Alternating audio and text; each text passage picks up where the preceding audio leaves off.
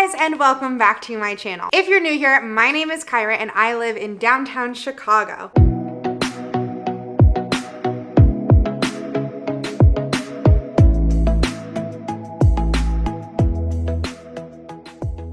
Today's video is not Chicago centric. It is kind of just overall for anyone who is in this situation, but this is everything you need to do if you are getting ready to move apartments.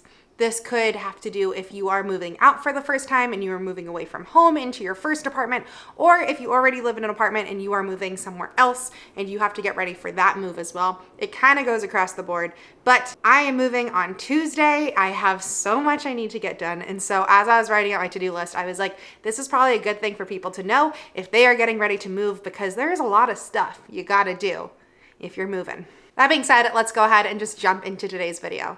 Really quick, if you haven't already, hit that big red subscribe button. I post a video every 3 days and I would love for you to follow along. All right, the first thing you have to do if you are getting ready to move is you have to organize. It's probably my least favorite part of moving, but right off the bat, you have to figure out what are you bringing and what are you not bringing. For me, the easiest is to look at my floor plan of wherever I'm moving into and kind of figuring out what pieces of furniture need to come with me and what can I leave behind. Whatever I'm leaving behind, I then choose to sell. I typically sell anything that I'm not bringing with me to my next apartment, and I will list things on Facebook Marketplace or post them on my social media and see who can come pick them up. And that is also just nice to be able to have a little extra cash on hand when moving, because there's bound to be things that I'll need to get for the new place.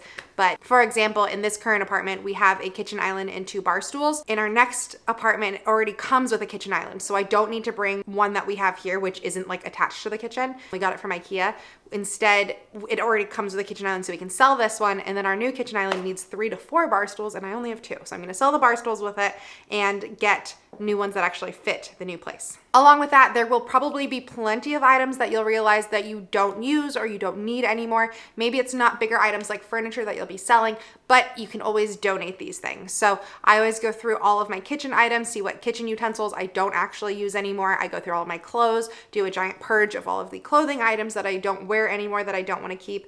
This just makes it so that way you're not moving stuff that you don't need. If you're going to end up moving it just to donate it anyways, you might as well get rid of it before you're moving, so it's just less stuff that you have to bring over and deal with once you're in your new space. It makes your life so much easier to sell all your things, get rid of all your things you don't want before moving, versus getting into a new place, having to unpack and organize everything, and then still having a pile of stuff that you have to end up getting rid of. Next up, as you're starting to think about packing, I really recommend, instead of going out and buying boxes, because boxes are like dumb expensive for no reason. I mean, I guess like cardboard, let's not kill all the trees, but like boxes are very expensive. Instead of going out and buying boxes, I highly recommend, if you live in an apartment building already, go down to your recycling room, pick up all the boxes from there. If your apartment has like a community feed or page or something that you can post in there and ask if anybody has boxes. There are always tons of people moving in and out of my building, and so there's always lots and lots of boxes up for grabs.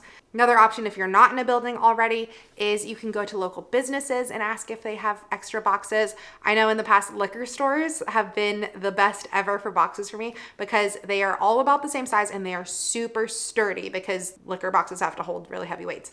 And liquor stores always have tons of them. So liquor boxes are a really, really, really good option. You can also go to most U-Hauls have a stand either in their store or in front of their store where people can donate their boxes into, and it's kind of just like a you can come pick them up kind of thing. So that's really great. I love that U-Haul does that. So definitely look into those as well. But I recommend trying to like source your boxes for free from different recycling areas or where people are going to throw them out, versus buying them, because A, it's better for the environment, and B, it will just keep more money in your pocket. Once you have your boxes, I really recommend starting to pack, but pack up your non-essentials first. So you don't want to pack up any of the kitchen utensils you use all the time. You don't want to pack up all of your clothing. Start with the things that you use maybe seasonally or every once in a while, because there's nothing more annoying than starting to pack and then having to dig through all of your boxes to get out the stuff that you need that is already packed away. So for us, we have like more of like a storage closet in the hallway. So I am already packing up, like we have roller skates, which now that I say that out loud, we should probably sell, but like extra bags of dog food, all of Louis' winter coats, extra beach towels and beach bags and suitcases, and like those kinds of things that we're not going to be needing anyways.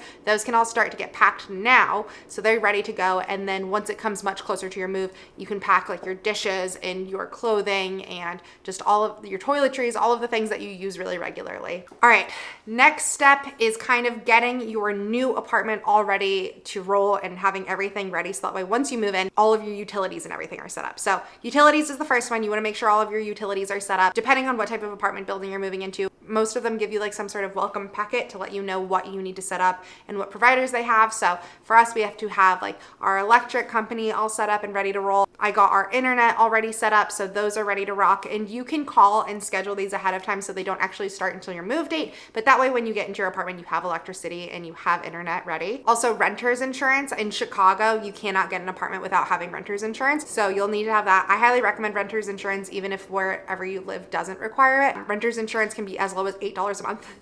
And it covers so much. So it's just a really good thing to have tucked in your back pocket. But I use Lemonade for my renter's insurance. We've used that ever since we moved to Chicago. And we can just like transfer our policy to each new building we live in, and they'll start it on the correct start date and end our one in the previous date. So that's always been super, super helpful. Also, depending on what type of apartment you're living in, if they have a freight elevator, you'll want to contact the apartment building early to be able to book your freight elevator time. At least for every apartment that I've lived in Chicago, it wasn't like this when I lived in Arizona because they were smaller buildings, but there's a freight elevator. And so you'll book out your freight elevator time. So that way you have the designated elevator. Nobody else can be using it. It'll go straight up to your floor.